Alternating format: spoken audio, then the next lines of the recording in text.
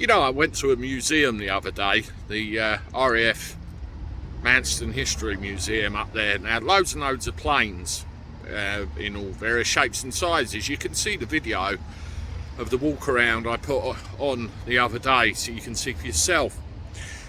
One of the things they had there were a load of display cabinets that were full of guns of various types, SA-80s, 303, Sten guns and various others. But the long and short of it, it reminded me of a load of firearms training I had in my youth when I was in the Air Training Corps, and it makes you think about certain things going on in America right now and who is actually culpable.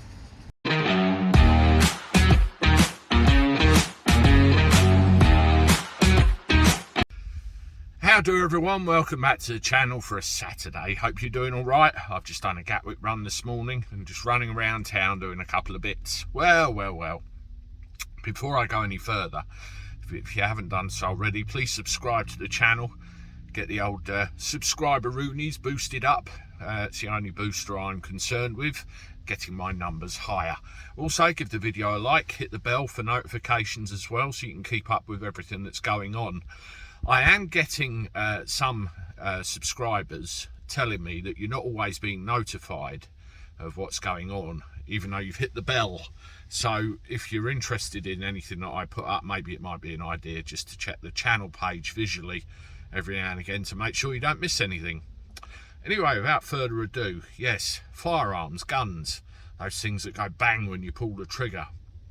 We've seen the very tragic events that are unfolding over in America, where this young lady, Alania Hutchins, was tragically killed in an accident on the set of Alec Baldwin's new film that he was putting together called Rust. The bullet apparently went through her chest and struck the shoulder of the director standing behind her, killing her and injuring him. But the question remains, how did a live round get into that gun? And it's since transpired that it's not only one live round, it was 3. And these weapons were also used for live fire target practice before they were actually involved in this tragic episode which resulted in the death of Alania Hutchins.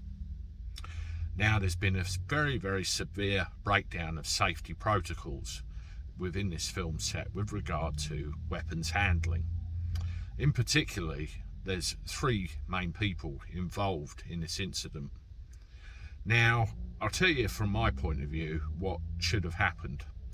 I was an air cadet, so I'm going back 30 years, but there's certain things that they teach you that you just never ever forget. It's ingrained into you like it's second nature.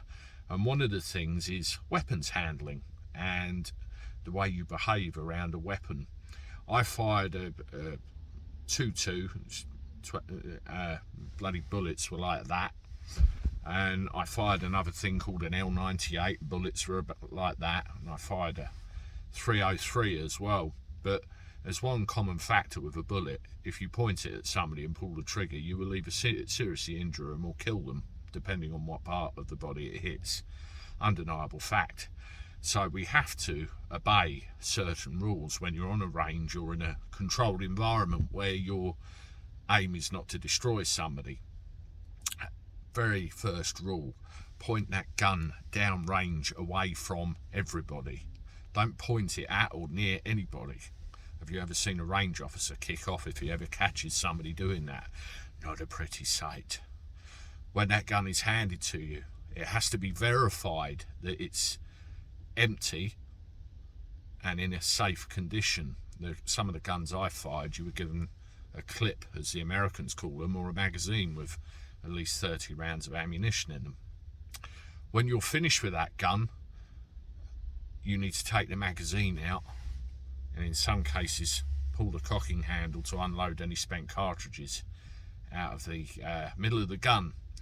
And then you have to present that gun, pointing it down range away from harm, to the range officer to verify that it's empty, and then you give it back. So there's all those checks there. Now, if you relate that to a film set, you had the armourer. The armourer is solely responsible for those weapons on a film set. and the armourer was a 24-year-old kid who herself had self-doubt about her ability to do the job properly. There was 3 of these guns laid out on a table, one of which was the one that was used. Turns out it was loaded with live ammunition. When the armourer put the guns on the table, did she check them, that they were in the condition they were expected to be, either loaded with blanks, dummy rounds, or even empty?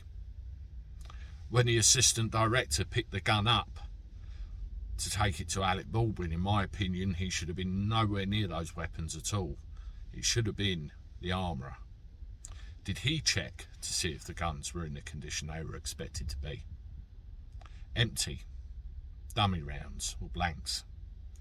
When the gun was handed to Alec Baldwin by the assistant director, who should not have been anywhere near that gun, did Alec Baldwin make the assumption that that gun was in the condition he was told it was in?